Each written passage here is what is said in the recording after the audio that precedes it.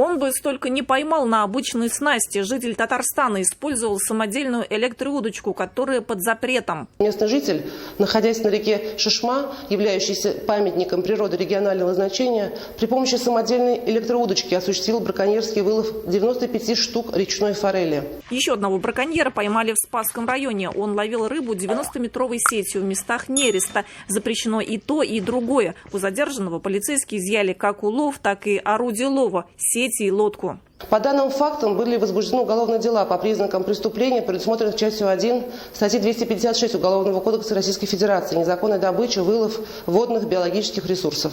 Максимальное наказание, предусмотренное санкциями данной статьи – лишение свободы на срок до 2 лет.